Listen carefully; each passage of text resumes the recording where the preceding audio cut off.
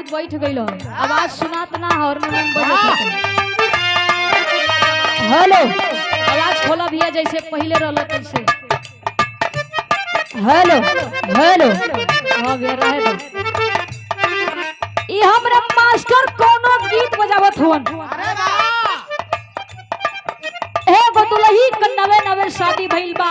वाह अपना नैहर से ससुराल आइल बिया, लेकिन उनकर सैया जी उनकरा के छोड़ के परदेश चल गल हवन। दुल्हनिया बड़ी वियोग में बिया। आई अपना राजा जी का फोटो लेके निरेखत बिया। आई एक बात कहलस, का कहे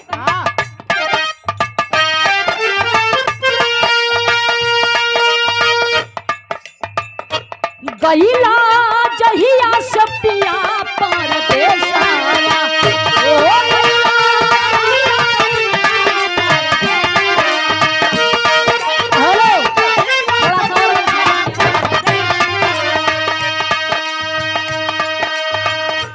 काठे धावे जाई सूते जा बसे जाया।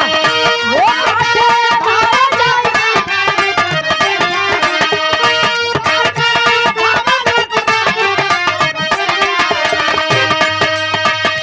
दुल्ही कहत बा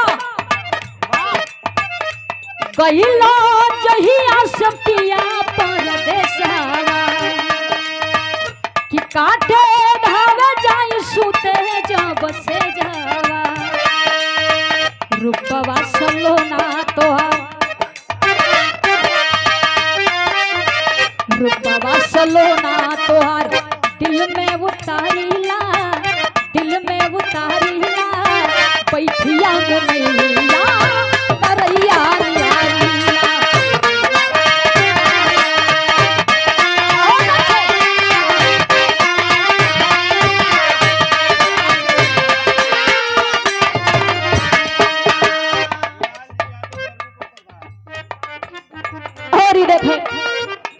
लाल जी यादव परम आदरणीय पूजनीय मरगोपुर प्रधान जी, आपके ओर से सादर 101 रुपया देकर सम्मानित किया गया। प्रधान जी के चोड़े में प्रणाम, सब इनके प्रणाम को लगी बा।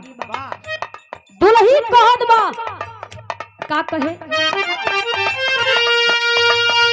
गईला जहिया सपिया परदेश आया।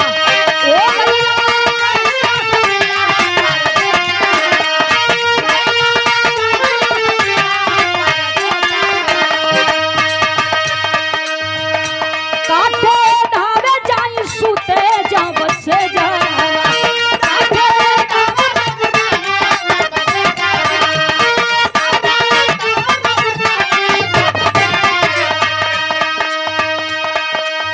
रूपवा सलोना तोहार,